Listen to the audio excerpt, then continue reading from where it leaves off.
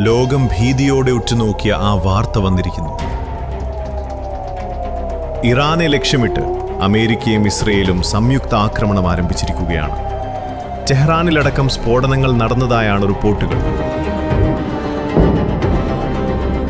പശ്ചിമേഷ്യ വീണ്ടും ഒരു മഹായുദ്ധത്തിന്റെ വക്കിലേക്ക് നീങ്ങുമ്പോൾ ഖത്തറിലടക്കമുള്ള പ്രവാസികൾ വലിയ ആശങ്കയിലാണ്.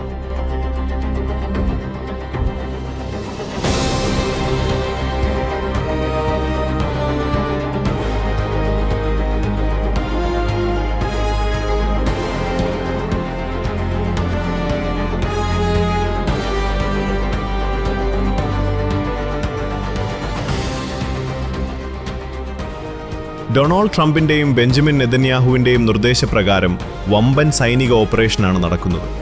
ഇറാന്റെ മിസൈൽ കേന്ദ്രങ്ങൾ തകർക്കുക എന്ന ലക്ഷ്യത്തോടെയാണ് ഈ നീക്കം. എന്നാൽ തിരിച്ചടി നൽകുമെന്ന് ഇറാനും പ്രഖ്യാപിച്ചിട്ടുണ്ട്.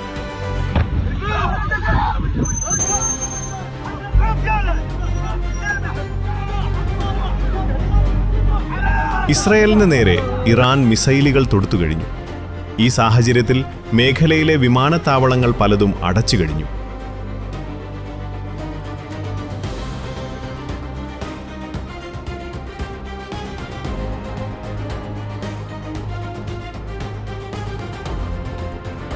ഞാനിപ്പോൾ ഖത്തറിലാണുള്ളത്.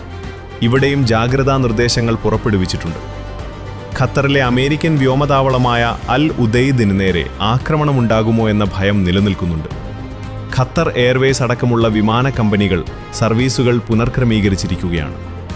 ഗൾഫ് രാജ്യങ്ങളിലെ വ്യോമപാതകൾ താൽക്കാലികമായി അടച്ചതിനാൽ യാത്രക്കാരും വലിയ ദുരിതത്തിലാണ്.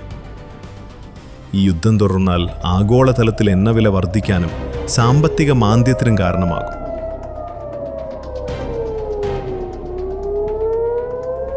യുപിയിലടക്കം ന്യൂനപക്ഷങ്ങൾ പ്രതിസന്ധി നേരിടുന്ന ഈ സമയത്ത് മറ്റൊരു യുദ്ധം കൂടി വരുന്നത് ലോകസമാധാനത്തെ എങ്ങനെ ബാധിക്കുമെന്നാണ് കണ്ടറിയേണ്ടത്. ഖത്തറിലെ മലയാളികൾ ഇപ്പോൾ വളരെ ജാഗ്രതയിലാണ്. കൃത്യമായ വാർത്തകൾക്കായി അധികൃതരുടെ നിർദ്ദേശങ്ങൾ പാലിക്കുക. യുദ്ധമില്ലാത്തൊരു ലോകത്തിനായി നമുക്ക് പ്രാർത്ഥിക്കാം. ഈ സാഹചര്യത്തെക്കുറിച്ച് നിങ്ങൾക്ക് എന്തു തോന്നുന്നു? നിങ്ങളുടെ അഭിപ്രായങ്ങൾ താഴെ കമന്റ് ചെയ്യുക. പുതിയ വാർത്തകൾക്കായി എഫ് മീഡിയ സബ്സ്ക്രൈബ് ചെയ്യുക. അടുത്ത അപ്ഡേറ്റുമായി ഉടൻ കാണാം.